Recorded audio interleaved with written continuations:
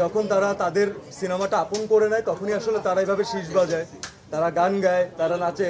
তো this is a new experience for me. I'm sure that this has been an old experience for Real Energy Production and Mehdi Hasan Hridoy, but this is a new experience for me and I'm enjoying every bit of it and I'm really grateful to the audience.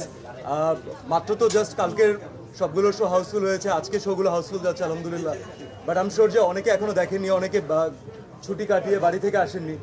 তো তারা যখন আসবেন এবং তারা যখন দেখবেন, আমি sure যে আমরা তাদেরকে একটা এন্টারটেইনিং সিনেমা উপহার দিচ্ছি আর তারা প্রত্যেকটা পার্টে প্রত্যেকটা সেকেন্ডে সেই এন্টারটেইনমেন্টটা তারা গ্রহণ করছে। So I think that is the ultimate success for any team.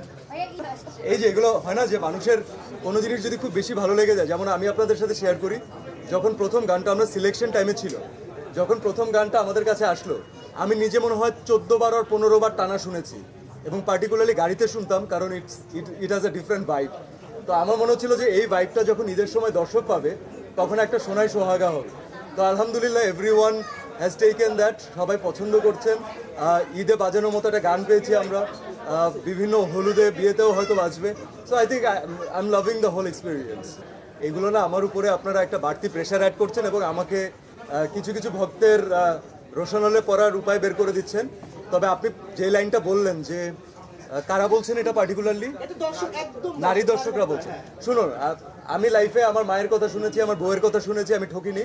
So নারী দর্শক যদি কিছু বলে ওটা মেনে নেওয়া ভালো।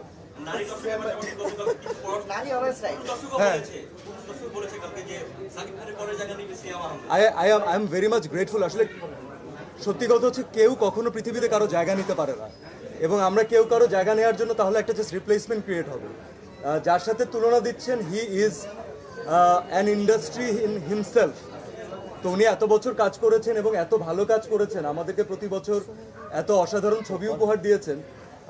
এটা তুলনা আসাটাও আমার জন্য অনেক বড় একটা প্রাপ্তি। তবে প্লিজ এই তুলনাগুলো কেউ করবেন না। This is my humble request to you. কারণ আমি পার্টিকুলারলি কাজ করে গেছি এই কারণে যেন আমি দ্য ভেরি নেক্সট সিয়াম আহমেদ হতে পারি। তো আমি সেই আইডেন্টিটির জন্যই কাজ করব এবং আপনাদেরকে ইনশাল্লাহ সিয়াম আহমেদ হিসাবে কিছু দেওয়ার ট্রাই করবো। আপনারা